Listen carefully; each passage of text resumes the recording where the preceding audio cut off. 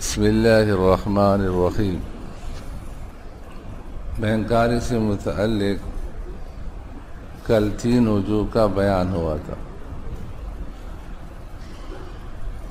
Bank سے متعلق بنیادی طور پر 3 مسائل ہیں۔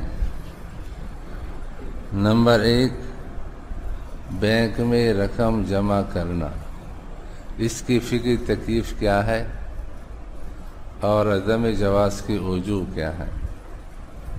نمبر 2، پیسہ آنے کے بعد جو کاروبار کیا جاتا ہے وہ جائز ہے یا ناجائز، اگر ناجائز ہے تو ناجائز ہونے کی وجوہ کیا ہے۔ اور نمبر 3، اگر کوئی شریک، کوئی رب المال مضاربت شرکت ختم کر کے الگ ہونا چاہیں، پیسے نکلوانا چاہیں، تو اس کی فقہی تکلیف کیا ہے اور پھر جائز ہے ناجائز، ناجائز ہے تو ناجائز ہونے کی وجوہ کیا ہے۔ تو پہلی بات کہ جو لوگ بینک میں رقم جمع کرتے ہیں اس کی فقہی تکلیف کیا ہے، تو ان حضرات نے خود لکھا ہے کہ 2 عقد ہو رہے ہیں۔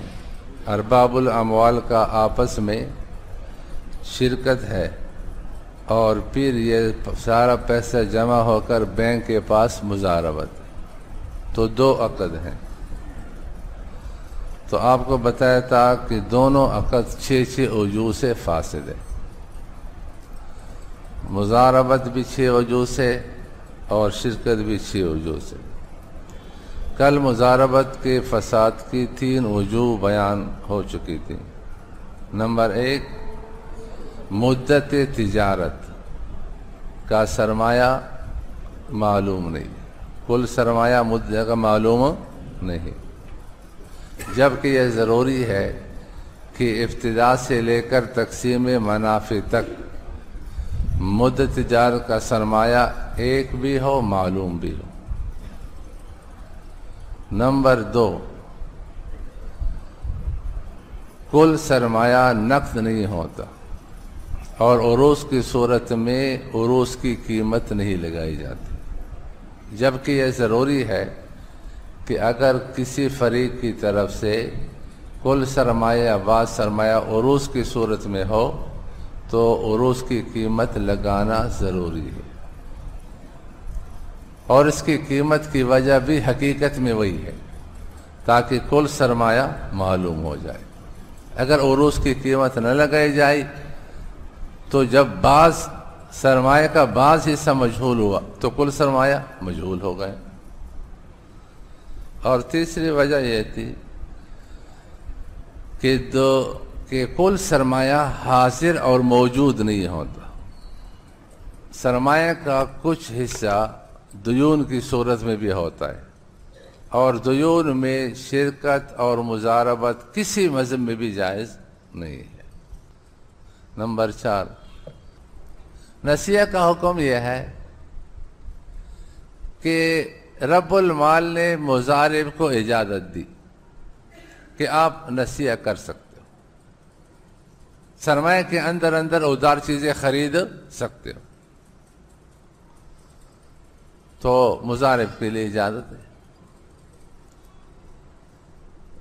رب المال نے صراحتاً اجازت نہیں دی، لیکن تجار کا معمول ہے، تجار کا عرف ہے، تعامل ہے، اس لیے وہ تجار اس طرح کرتے ہیں، تو اس کے لیے اس صورت میں بھی جائز ہے۔ تجار کا عرف اور معمول ہے تو بھی اس کے لیے جائز ہے۔ تیسری صورت، رب المال نے صراحتاً منع کیا کہ آپ نسیہ نہیں کر سکتے، ممنوع ہے، پھر اس کے لیے جائز نہیں۔ اگر صراحتاً منع نہیں کیا تو پھر صراحتاً اجازت دی تو بھی جائز، صراحتاً اجازت نہ دی لیکن تجار کا معمول ہے تو بھی جائز۔ اچھی بات کی انہوں نے، یہ کہہ رہے ہیں کہ اگر صراحتاً اجازت نہ دی اور تجار کا معمول بھی تو بھی جائز نہیں. تو کل صورتیں 4 بنتی ہیں. استدانہ کا حکم کیا ہے؟ اس کی بھی مختلف صورتیں ہیں. استدانہ سے منع کیا کہ استدانہ نہ کرو تو بھی ناجائز. استدانہ سے منع نہیں کیا اور تاجروں کا عرف بھی نہیں تو بھی ناجائز. استدانہ سے منع نہیں کیا اور تاجروں کا عرف ہے تو بھی ناجائز. چوتھی صورت استدانہ کی اجازت دی کہ آپ استدانہ کر سکتے ہیں. اس میں پھر یہ بھی ہے کہ استدانہ کتنا کر سکتے ہیں. ایسا نہ ہو کہ 10 لاکھ پر 1 کروڑ کا مال خریدے اور سمندر میں ڈوب جائے اور پھر کہ مولا لیاقت اب مکان بیچو. جو سرمایہ دیا تو وہ بھی گیا اور مزید بھی لاؤ. تو وہ اپنے تحمل کو دیکھے کہ میں مزید کتنا بوجھ برداشت کر سکتا ہوں. اگر انہوں نے صراحتاً اجازت دی ہے تو پھر یہ استدانہ جائز ہے. اس میں بھی 2 شرطیں ہیں. ایک شرط تو یہ ہے کہ انہوں نے استدانہ جس حد تک اجازت دی ہے، مثلا 10 لاکھ سرمایہ ہے اور اس کو کہا کہ سرمایہ کی نصف تک استدانہ کر سکتے ہو، تو اس کے لیے جائز ہے کہ 10 لاکھ پر 15 لاکھ تک مال خریدے، اس سے زیادہ نہیں. یہ کہہ دیا کہ جتنا سرمایہ ہے اتنا استدانہ کر سکتے ہو تو 20 لاکھ تک لینے کی اجازت ہے، اس سے زیادہ نہیں. یہ جو استدانہ کا مال ہے، حضرات فقہاء کرام رحمہ اللہ لکھا ہے کہ اس میں شرکت وجوہ ہے. یہ شرکت اموال یا یہ مضاربہ یہ وہ نہیں ہے. اس لیے اگر استدانہ کی اجازت کے ساتھ ساتھ زمان کی نسبت طے ہو گئی، یہ ہمیشہ یاد رکھیے کہ شرکت وجوہ میں زمان کے تناسب سے نفع تقسیم ہوتا ہے. اگر زمان 50-50% ہے تو نفع 50-50. ایک نے کہا 80% زمان میرے ذمے 20 تمہارے ذمے، اتفاق ہو گیا تو 80% نفع ایک کو ملے گا، 20% دوسرے کو ملے گا. تو یہ جو استدانہ ہے اس میں شرکت وجوہ ہے اور اس کا مدار زمان پر ہے. اب اگر رب المال نے کہا کہ استدانے کا پورا زمان مجھ پر ہے تو مضارب استدانے کا پورا نفع اس کو دے گا، 1 روپے بھی خود نہیں لے سکتا. اگر 80%، 20%، 70%، 30% تو اس طرح تقسیم ہوگا. اور اگر اس نے استدانہ کی تو اجازت دی لیکن نسبت طے نہیں کی تو شریعت نے نسبت خود طے کی ہے کہ پھر آدھا آدھے. 50% زمان ایک پر ہے، 50% زمان دوسرے پر ہے. اس طے شدہ امر کے خلاف اگر صراحتاً کوئی نسبت طے کرے تو پھر اس پر عمل ہوگا، ورنہ پھر یہ طے شدہ ہے پہلے سے. اگر انہوں نے استدانہ کی اجازت دی اور زمان کی نسبت بھی صراحتاً معلوم ہو گئی یا شرعاً معلوم ہے اور مقدار بھی بتایا، اس کے بعد مضارب پر 2 چیزیں لازم ہیں. نمبر 1، استدانہ کا مال الگ رکھے. یہ جو 15 لاکھ کا مال لیا ہے، 10 لاکھ کا مال الگ رکھے، 5 لاکھ کا مال الگ. اس کے حسابات الگ رکھے، اس کے حسابات الگ رکھے. کیوں؟ اس لیے کہ جو مضاربت کا مال ہے اس میں نفع اور نقصان کا قانون الگ ہے، اور جو استدانہ ہے اس میں نفع اور نقصان کا قانون الگ ہے۔ مالی مضاربت اگر ضائع ہو جائے تو اس سے پہلے اگر نفع ہوا ہے تو وہ نقصان نفع سے پورا کیا جائے گا، اور جو نفع سے بڑھ جائے سارا کا سارا رب المال کا ہے، مضارب کا اس میں نہیں۔ جبکہ استدانہ میں چونکہ دونوں کی شرکت ہوتی ہے، دونوں کے اوپر زمان آتا ہے، تو اس میں نقصان دونوں پر ہے۔ اب اگر یہ مال اکٹھا رکھیں گے نقصان ہوگا، مضارب کہے گا یہ استدانہ کے مال کا نقصان نہیں، مضارب کہے گا یہ مضاربت کے مال کا نقصان ہے استدانہ کا، اس لیے کہ وہ سارا رب المال کے ذمہ آتا ہے۔ رب المال کہے گا نہیں یہ استدانہ کا ہوا ہے، لڑائی جھگڑے ہوں گے۔ اس لیے یہ بھی ضروری ہے کہ حسابات بھی الگ رکھے اور مال بھی الگ، وہ الگ وہ الگ۔ ایک بات یہاں یہ بھی یاد رکھیے کہ اگر رب المال نے صراحتاً اجازت نہیں دی پھر بھی اس نے استدانہ کیا، 10 لاکھ پر 15 لاکھ کا مان لیا تو اور 10 لاکھ ادا کیے، 5 لاکھ ادھار ہے، تو اس وقت یہ جو 5 لاکھ کا ادھار ہے یہ مضارب کے ذمے ہے، اس کا نفع بھی مضارب کا، نقصان بھی مضارب کا، یہ جانے اس کا کام جانے۔ البتہ یہ مال مضاربت کے مال سے الگ رکھنا ضروری ہے، حسابات الگ کرنے ضروری ہے۔ یہ صراحتاً کتابوں میں لکھا ہے۔ بینک میں آئیے، بینک والے کہتے ہیں کہ ہمارے پاس جتنا سرمایہ ہوتا ہے ہم اس سے کئی گنا زیادہ کاروبار کرتے ہیں ادھار۔ اگر ہم سرمایہ کو دے کر کاروبار کریں تو جو نفع ماہانہ ہم دیتے ہیں وہ دے نہیں سکتے، تو جب سرمایہ سے وہ زیادہ ادھار کاروبار کرتے ہیں تو یہ نسیہ میں آ رہا ہے یا استدانہ میں آ رہا ہے؟ مولوی خلیل یہ یاد رکھنا، کبھی طالب علم آپ کو عبارت دکھائیں، اس شعبے میں اللہ تعالیٰ جس سے کام لیتے ہیں اس کے دل میں کچھ بات آ جاتی ہے کہ کتاب کو دیکھنا چاہیے۔ جب آپ کے دل میں معمولی کھٹکا آ گیا کہ اصل کتاب دیکھنا چاہیے تو آپ غفلت نہیں کریں، پوری کتاب دیکھیں۔ کئی بار ایسا ہوتا ہے کہ آگے پیچھے عبارت آدمی دیکھ لیتا ہے تو پتہ چل جاتا ہے کہ بھئی مسئلہ کچھ اور ہے۔ یہ جو نسیہ اور استدانہ میں فرق ہے یہ حضرت شیخ مولانا محمد تقی عثمانی زبرقان پر بھی مخفی رہا ہے۔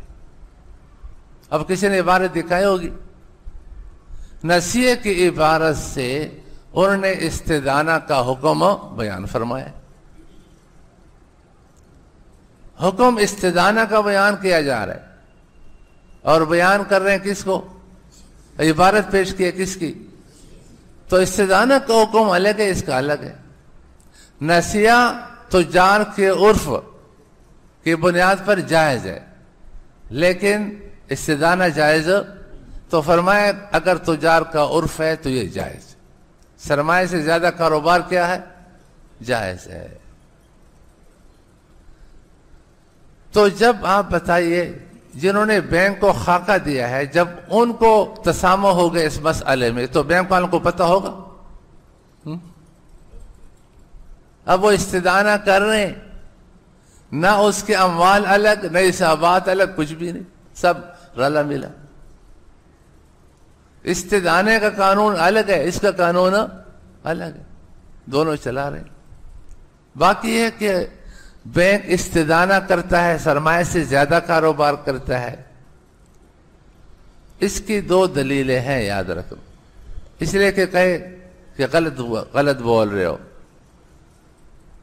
کوئی استدانہ وہاں نہیں ہوتا۔ تو ایک دلیل تو ایسی ہے کہ آپ کو لکھی ہوئی مل جائے گی، وہ یہ ہے کہ بینک پر لکھا ہوتا ہے لمیٹڈ، محدود ذمہ داری۔ کیا ہے؟ یہ محدود ذمہ داری کی ضرورت تب پیش آتی ہے جب آپ سرمایہ سے زیادہ کاروبار کریں.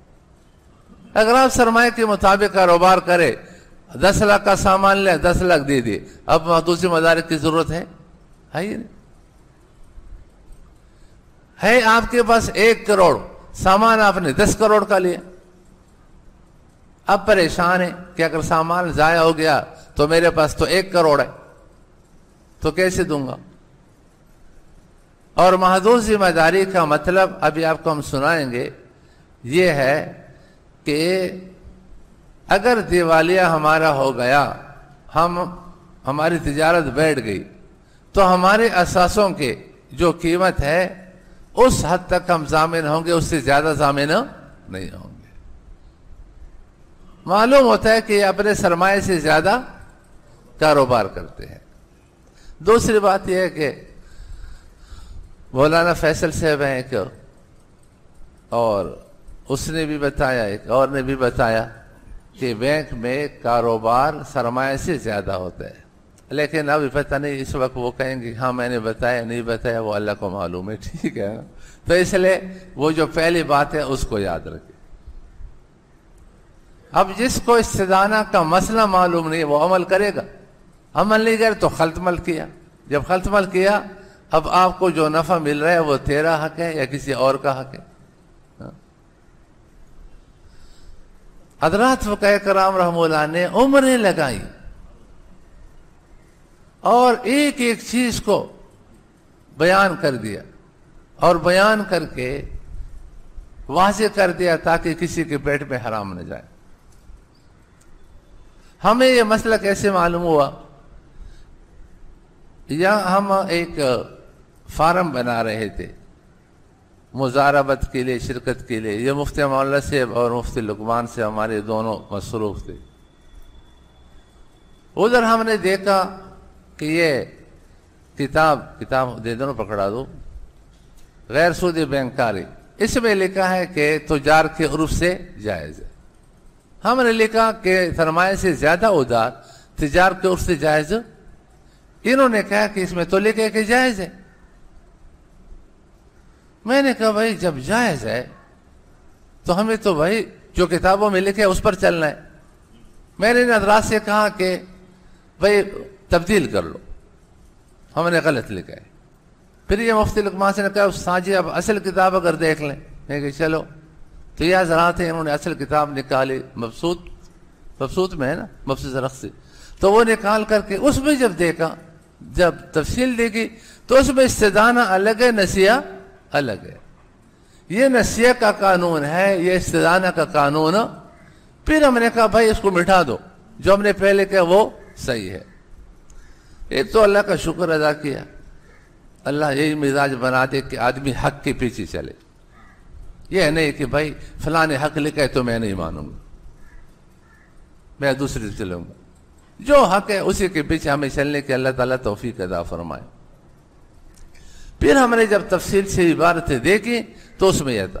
اب حضرت کو کسی نے وہ نسیہ کی عبارت دکھائی، اصل کتاب دیکھنے کا موقع نہیں ملا ہوگا تو اس کو لکھ دی. یہ ہوتا ہے پوری کتاب دیکھنے میں بہت بڑا فرق ہوتا ہے. وقف یہ تکافل پر آپ لوگوں کے سامنے باتیں آئیں گی.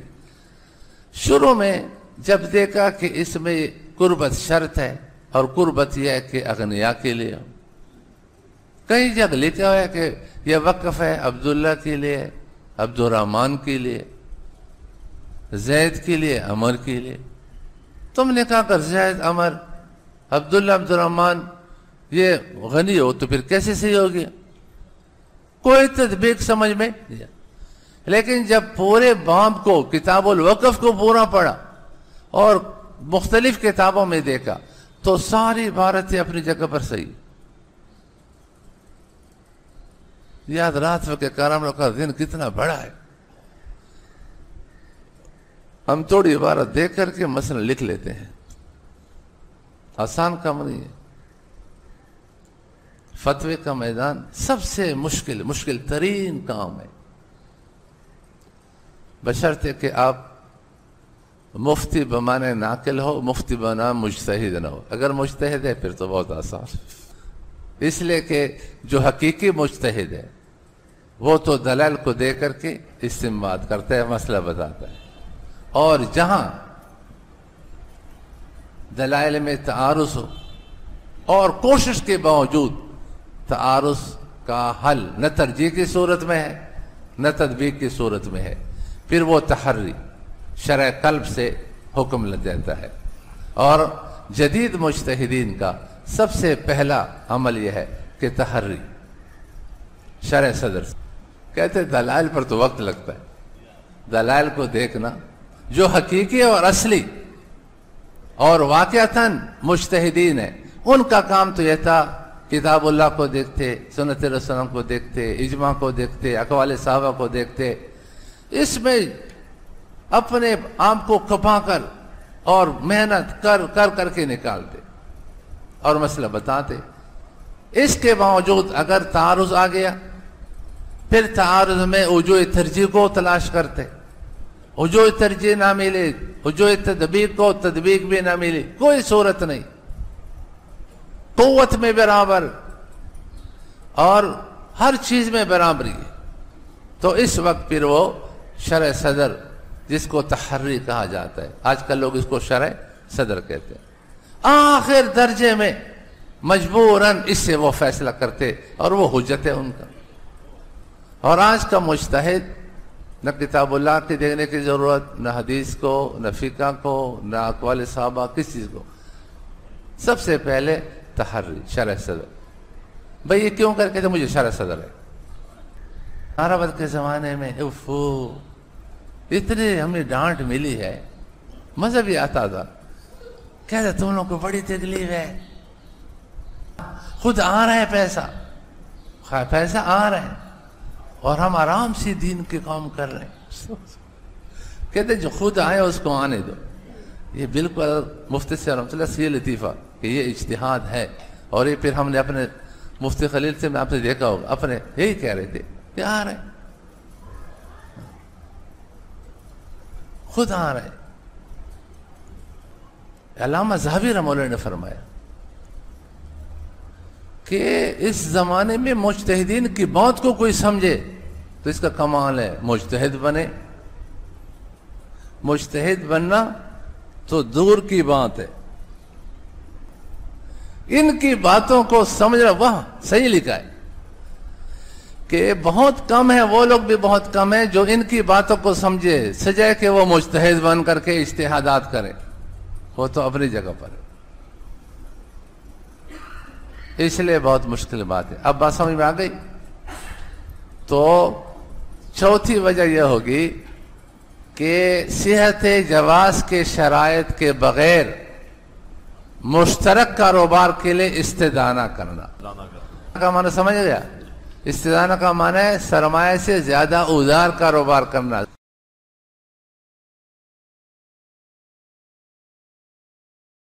چلیں صفحہ نمبر 50. وجہ نمبر 4، شرائط جواز کے بغیر مشترک کاروبار کے لیے استدانہ یعنی سرمایہ سے زیادہ ادھار کاروبار کرنا. مضارب کے ذمہ لازم ہے کہ رب المال کے لیے سرمایہ سے زیادہ ادھار کاروبار نہ کرے. اگر کیا تو شرعاً اس کے نفع نقصان کا ضامن مضارب خود ہوگا، البتہ 2 شرطوں کے ساتھ سرمایہ سے زیادہ ادھار کاروبار اس کے لیے جائز ہے. نمبر 1، رب المال صراحتاً اجازت دے کہ سرمایہ کے بقدر یا سرمایہ کے نصف یا تہائی کے برابر سرمایہ سے زیادہ ادھار کاروبار کر سکتے ہو. نمبر 2، اس زائد کاروبار کے حسابات اور سامان علیحدہ رکھے. اس اجازت کی صورت میں اس زائد ادھار کاروبار کے نفع نقصان کا ضابطہ یہ ہے کہ جتنا ضمان اور نقصان فریقین اٹھائیں گے اسی کے بقدر نفع کے مستحق ہوں گے. لہذا اگر آپس میں صراحتاً ضمان طے ہوا کہ مثلاً 80% ضمان رب المال پر اور 20% مضارب پر ہے تو نفع بھی 80 اور 20 کے تناسب سے تقسیم ہوگا. اور اگر آپس میں ضمان کی نسبت صراحتاً طے نہ ہوئی تو پھر نفع و نقصان کا تناسب 50-50% ہوگا. فقہ حنفی کی عبارات. اب دیکھو عبارات میں نے یہ اپنی رائے پیش کی ہے یا اس اتفاق کی بات پیش کی ہے. اب عبارتیں دیکھیں. اور بینک میں ملا اس کے خلاف ہے یا نہیں؟ چلیں. قال الامام السرخسی رحمه الله تعالى وما استدان سواء كان بقدر مال المضاربة او اقل او اكثر فهو بينهما نصفان فربحه ووضيعته بينهما نصفان حتى لو هلكت المشترات بالدين كان ضمان ثمنها عليهما نصفين ولو كان امره ان يستدين على نفسه كان ما اشتراه المضارب بالدين. دیکھو اگر رب المال نے کہا کہ استدانہ اپنے لیے کرو تو پھر کیا ہوگا؟ تو وہ جو زائد ادار کاروبار کرتا ہے وہ مضارب کے ذمے ہے. ہاں كان ما اشتراه المضارب بالدين له خاصة دون رب المال. کیوں؟ آگے دلیل ذرا سنیں. لأنه في الاستدانة على نفسه يستغني عن أمر رب المال. اپنے لیے استدانہ میں تو رب المال کے امر کی بھی ضرورت نہیں. اگر اس نے پوچھا نہیں اور استدانہ کیا تو بھی یہ اس کے ذمے ہے، رب المال کے ذمے نہیں، جب تک وہ صراحتاً استدانہ کی اجازت نہ دے. ہاں فكان وجود أمره فيه وعدمه سواء. سمجھ گئے؟ تو رب المال کی اجازت دینا کہ اپنے لیے کرو اور اجازت نہ دینا دونوں اس کے لیے کیا ہے؟ برابر ہے. ولا تكون هذه الشركة بطريق المضاربة. دیکھو اگر وہ اجازت دے کر کے استدانہ کرے تو اس صورت میں یہ شرکت بطور مضاربت نہیں ہوگی بلکہ آگے پڑھیں. لأن المضاربة لا تصح إلا برأس مال عين فكانت هذه الشركة في معنى شركة الوجوه. دیکھو مضاربت تو مال موجود اور متعین سے ہوتی ہے، اس کے بغیر تو ہوتی نہیں ہے. اور یہاں جو زائد کاروبار ہے اس میں تو مال موجود نہیں، سرمایہ موجود نہیں، اس لیے اس میں مضاربت نہیں بلکہ اس میں شرکت وجوہ ہے. فيكون المشترى مشتركا بينهما نصفين فلا يصح منهما شرط التفاوت في الربح مع مساواتهما في الملك في المشترى. المبسوط للسرخسی انہیں اگر زمان میں برابری ہے تو نفع میں بھی کیا ہونا چاہیے؟ اگر نفع میں برابری نہیں ہے تو پھر یہ لا يخل رفع ما لم يزن کے قبیلے سے ہے اور ناجائز ہے. فقہ مالکی کی عبارات. قال العلامة القرشی رحمه الله تعالى ولا يجوز اشتراؤه من ربه يعني أن عامل القراض لا يجوز له أن يشتري من رب المال سلعا للتجارة سواء كان ذلك قبل العمل أو بعده كان ما يشتري قليلا أو كثيرا. وعلل المنع لأنه يؤدي إلى قراض بعروض لأن رأس المال رجع إلى ربه وكأنه دفع المال عروضا. وأما شراؤه سلعة لنفسه لا للتجارة فإنه جائز أو بنسيئة وإن أذنه.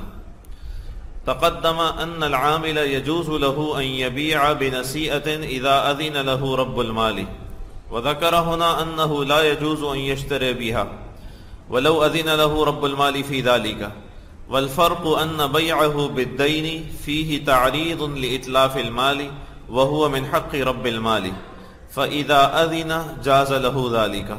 وأما شراؤه بالدين فإنه يكون ضامنا فالربح له ولا شيء منه لرب المال لأنه عليه الصلاة والسلام نهى عن ربح ما لم يضمن فكيف يأخذ رب المال ربح ما يضمنه العامل في ذمته.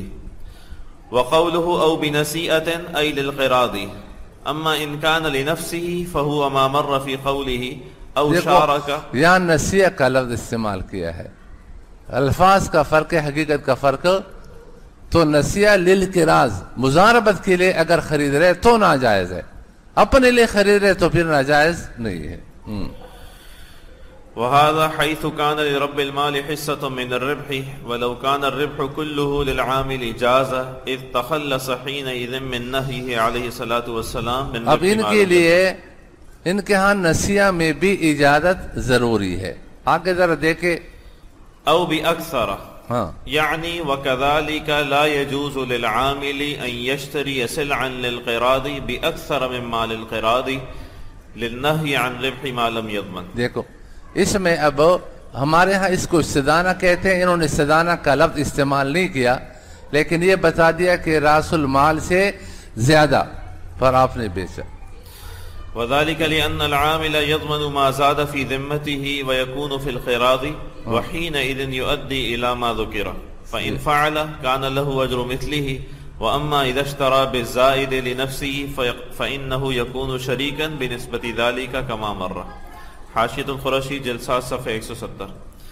وقال العلامة الدسوقي رحمه الله تعالى قوله أو اشتراؤه سلعا للقراض بنسيئة انما منع ذلك لأكل رب المال ربح ما لم يضمن وقد نهى عنه النبي عليه الصلاة والسلام فلو اشترى العامل بالنسيئة لنفسه لجاز للخلوص من النهي المذكور. ثم إن المنع مقيد بما إذا كان العامل غير مدير وأما المدير فله الشراء للقراض بالدين كما في سماع ابن القاسم ويجب أن يقيد ذلك بكون الدين الذي يشتري به يفي مال القراض وإلا لم يجوز. دیکھو یفی للقراض وإلا لم يجوز.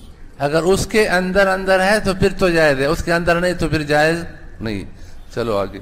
فقہ شافعی کی عبارت. قال العلامة النووي رحمه الله تعالى فصل في اشتراء العامل أكثر من رأس المال ولا يشتري العامل بأكثر من رأس المال لأن الإذن لم يتناول غير رأس المال فإن كان رأس دیکھو ولا يشتري العامل بأكثر من رأس المال، یہ وہی استدانہ کی صورت ہے.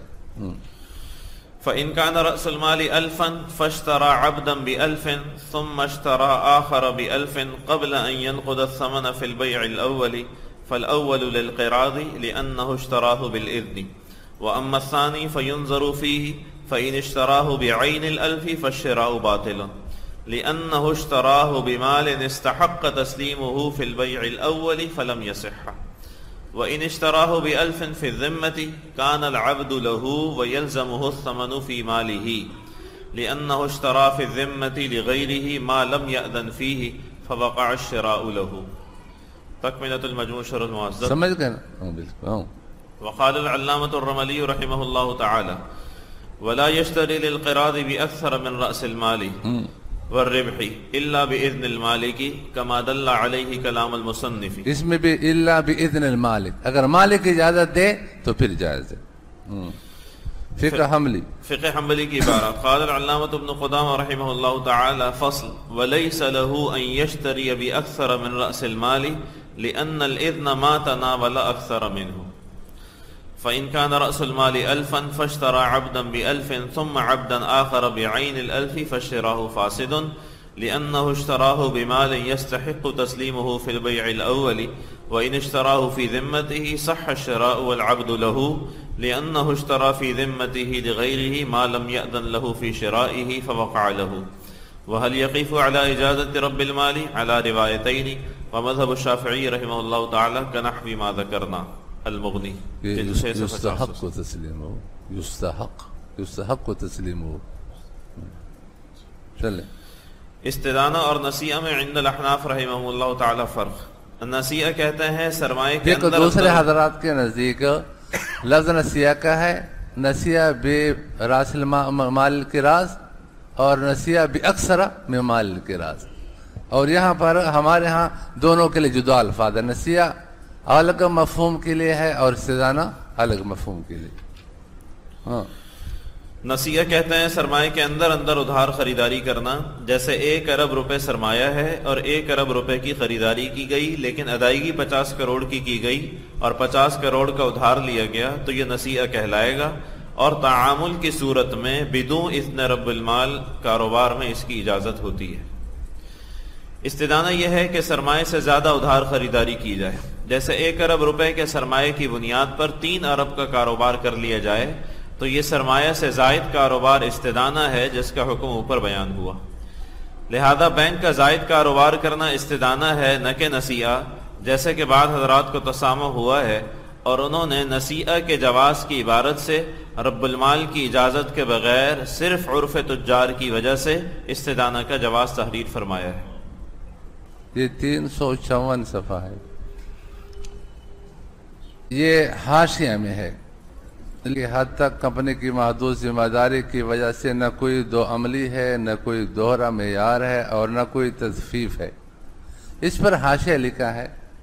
یہاں ایک اور بات کی وضاحت بھی مناسب ہے، اگرچہ براہ راست اس کا زیر بحث موضوع سے تعلق نہیں ہے، اور وہ یہ کہ میری کتاب اسلام اور جدید معیشت و تجارت میں یہ لکھا ہے کہ جب تک رب المال مضارب کو دوسروں سے قرض لینے کی اجازت نہ دے، مضاربت میں بھی رب المال کی ذمہ داری اس کے سرمایے تک محدود ہوتی ہے۔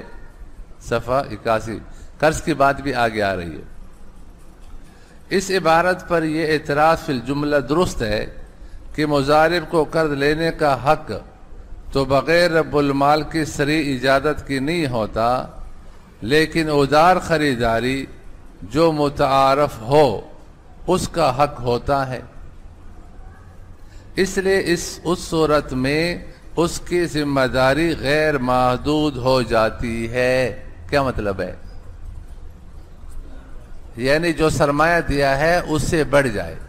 مولانا لیاقت صاحب نے سرمایہ دیا تھا 10 لاکھ، تو اب تجار کے عرف کی وجہ سے ان کو ادار خریداری کی اجازت ہے، تو اس صورت میں مولانا کی ذمہ داری کیا ہو گئی؟ سرمایہ تک نہیں رہی، بڑھ گئی۔ کیا بڑھ گئی؟ ہاں۔ لیکن اگر رب المال مضارب کو صراحتاً ادار خریداری سے بھی منع کر دے، ان کو منع کر لے کہ بھئی ادار خریداری سرمایہ سے زیادہ نہ کرو، تو اس صورت میں مضارب ادار خریداری نہیں کر سکتا، اور اس صورت میں رب المال کی ذمہ داری اس کے سرمایہ کی حد تک محدود ہو جائے گی۔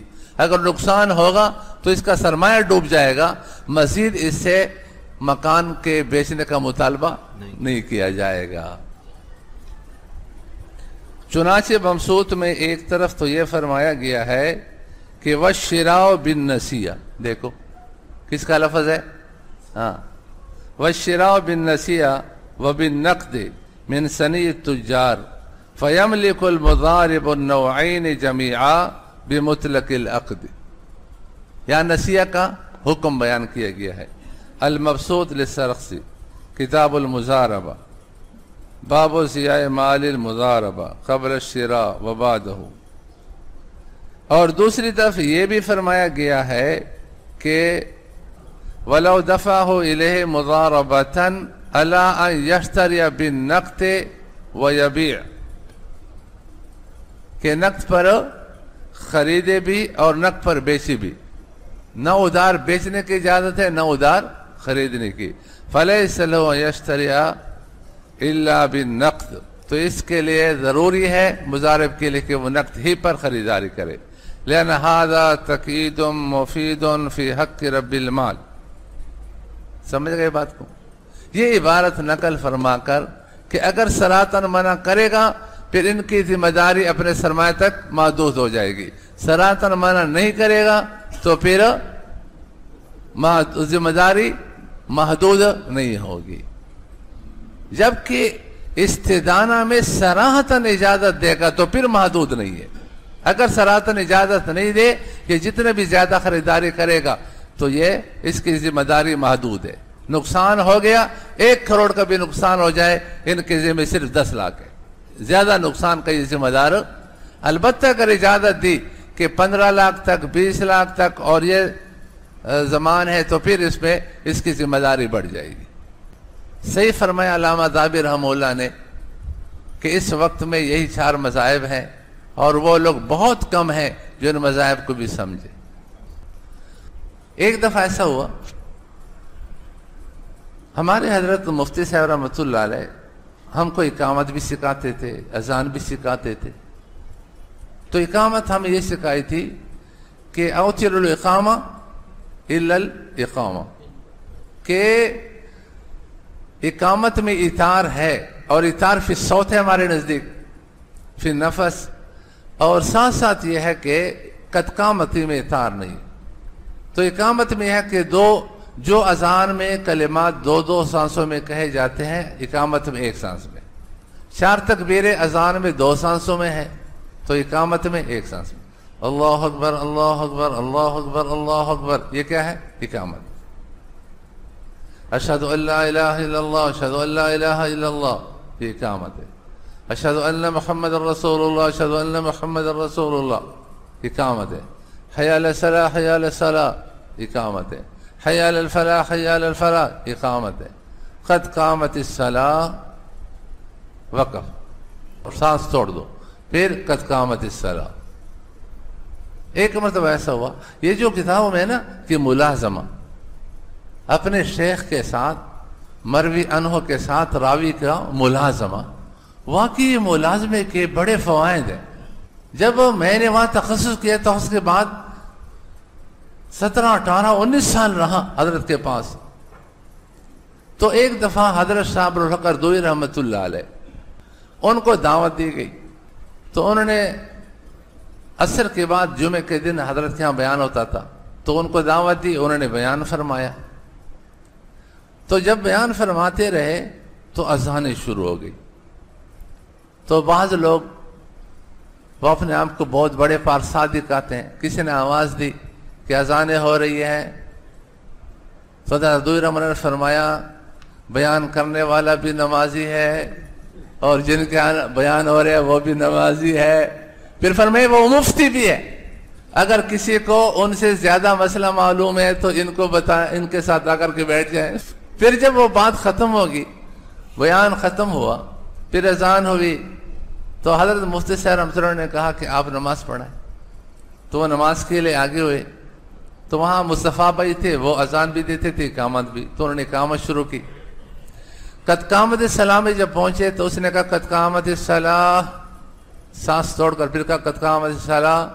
حضرت اردوئی رحمہ اللہ نے چہرہ پھیر کر فرمایا دونوں ایک سانس میں کہو، ایک سانس میں پڑھو. تو انہوں نے دونوں ایک سانس میں قد قامت الصلاۃ، قد قامت الصلاۃ، پھر انہوں نے نماز پڑھائی. سلام پھیرنے کے بعد حضرت مفتی صاحب رحمۃ اللہ علیہ نے کہا کہ حضرت مسئلہ ایسا ہے کہ 2 سانسوں میں پڑھنا چاہیے. حضرت رحمہ اللہ نے فرمایا کہ اگر مسئلہ ایسا ہے تو آپ کو اسی وقت بتانا چاہیے. یہ جو ہم کہتے ہیں کہ بعد میں بتائیں گے، تو ہو سکتا ہے بعد میں وقت ہی نہیں ملے، ملاقات ہی نہ ہو یا بھول جائیں. میں سوچ رہا ہوں کہ اللہ والے کتنے بے نفس لوگ ہیں کہ اگر ہمیں کوئی بتایا تو ہم اس صبح کے نہیں. تو یہ اللہ والے ایسے بے نفس لوگ. لیکن سنت کی دیکھو اہمیت دیکھیے. حضرت رحمت اللہ علیہ، حضرت اردوئی رحمت اللہ علیہ، ان کا دوسرے دن مختلف جگہوں میں بیانات وغیرہ تھے، سب منسوخ کیے. اور 12 بجے حضرت مفتی سے رحمت اللہ کے پاس تشریف لائے اور کمرے میں جا کر بات کی کہ یہ جو مسئلہ ہے جو آپ نے فرمایا تو اس کی تحقیق ہونی چاہیے. ہمارے ہاں ہندوستان میں جو تحقیق ہے وہ تو یہ ہے کہ دونوں ایک سانس میں، اور یہاں پر یہ ہے کہ دونوں 2 سانسوں. انہوں نے کہا ٹھیک ہے، وہ تحقیق میرے ذمے اور دوسرا میرے ساتھ مفتی محمد، تو یہ دونوں ہمارے ذمے لگ گئے. ہم نے تحقیق کرتے کرتے یہ جو مسئلہ ہے اس پر صرف فیض الباری میں کلام ہے. انہوں نے اشکال اٹھایا ہے کہ الی الاقامہ یہ استثناء کس سے؟ فرمائے یہ بات کسی کتاب میں آپ کو نہیں ملے گی. اور اعلاء السنن کتاب کا نام سنا ہوگا، اس کا حاشیہ حضرت مفتی تقی عثمانی سے دام برکاتہم نے لکھا ہے. انہوں نے فیض الباری کے حوالے سے نقل کیا ہے کہ فیض الباری کے کلام کا ملخص یہ ہے کہ باقی کلمات ایک سانس میں، 2 جو کلمات میں، اور اثار ہے، اور قد قامت الصلاۃ فی نفسین 2 سانسوں میں. جب ہم نے فیض الباری کو دیکھا تو فیض الباری میں یہ لکھا ہے کہ قد قامت الصلاۃ بھی ایک سانس میں ہے. اور یہ استثناء یہ منطوق کلام سے نہیں، مفہوم کلام سے. اوتر الاقامہ کا جو حکم ہے یہ کلمات تمام اقامت کے کلمات کے لیے ہے. الا الاقامہ کا مطلب یہ ہے کہ الاقامہ مثل الاذان الا الاقامہ، کہ اقامت اذان کی طرح ہے. فرق صرف اتنا ہے کہ اذان میں قد قامت الصلاۃ نہیں، یا قد قامت الصلاۃ ہے. اب دیکھو نقل میں کیا ہو گئی، تسامح ہو گئی۔ الہ السنن بھی ہے، اس کا حاشیہ دیکھے، اور فیض الباری پھر دیکھے تو صحیح فرمائے۔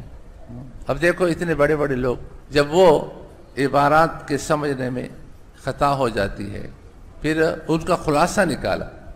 خلاصہ تو آدمی تب نکالتے کہ عبارت کو سمجھے، اور سمجھنے کے بعد پھر آدمی خلاصہ نکالے۔ ایک تو عبارت آدمی نقل کرتا ہے، تو نقل کرنے میں تو کبھی کچھ چیزیں رہ جاتی ہیں، لیکن عبارت کو پڑھ کر سمجھا اور سمجھنے کے بعد اس کا خلاصہ نقل کیا، وہ خلاصہ اس کے خلاف ہے۔ اللہ تعالیٰ صحیح نقل کی توفیق عطا فرمائے۔ اس وقت کمال یہ ہے کہ صحیح نقل کی توفیق ہو جائے۔ اس نقل پر بھی تو ہم ڈرتے ہیں۔ یہ نقل جو ہے مجتہد کی بات، جیسے فرمایا کہ بہت کم لوگ ہیں جو ان مذاہب کو سمجھتے ہیں۔ اب میں نے کیسے دعویٰ کیا کہ میں سمجھتا ہوں، نقل کرتا ہوں؟ فتوے میں جرأت، یہ شقاوت بختبختی کی علامت ہے، آسان کام نہیں ہے۔ بس ہم نے کچھ بڑوں کو سامنے رکھا ہے کہ کل قیامت میں اللہ نے ہم کو پکڑا، فتویٰ کیوں دیتے تھے، نقل کیوں کرتے تھے؟ تو ہم نے کہا یہ زمانے کے بڑے مفتی تھے، انہوں نے فرمایا تھا، اعتماد کیا تھا۔ حضرت مفتی رشید احمد سے رحمۃ اللہ علیہ نے آخر میں کئی سال ایسے تھے، فرمایا کہ آپ کی دستخط ہوگی تو فتویٰ جائے گا، آپ کی دستخط نہیں ہوگی تو فتویٰ نہیں جائے گا۔ تو کئی سال یہ اعتماد ہے۔ ایک موقع پہ فرمایا کہ اگر میرا اور آپ کی رائے میں کبھی اختلاف ہو جائے تو آپ اپنے رائے پر عمل کریں، مجھے اپنے رائے پر عمل کرنے دیں۔ تو اس سے بھی تو اللہ نے قیامت میں پکڑا تو ہم کہیں گے، ورنہ فتویٰ آسان کام نہیں۔ یہ وجہ مکمل کر لیں۔ مضاربت ونوکیہ میں یہ ناجائز کام بھی ہوتا ہے کیونکہ وہ استدانہ یعنی سرمایہ سے زیادہ کاروبار کرتے ہیں، جس کی دلیل محدود ذمہ داری کی شرط اور بعض علماء کی زبانی وضاحت ہے۔ بینکوں کو نہ یہ مسئلہ معلوم ہے اور نہ کسی سے اجازت لیتے ہیں اور نہ لی ہے، اور نہ ہی حسابات اور سامان الگ رکھتے ہیں، ورنہ ثبوت پیش کریں۔ وجہ نمبر 4 میں حرمت کا عنصر۔ اس خلط ملط کی وجہ سے مضاربت کا نفع مجہول ہوگا جس کی صحیح تقسیم ناممکن ہے، لہٰذا وجہ نمبر 1 کی تفصیل کے مطابق اس میں بھی حرمت کی وہی صورتیں ہوں گی جو نمبر 1 میں بیان کی گئی ہیں۔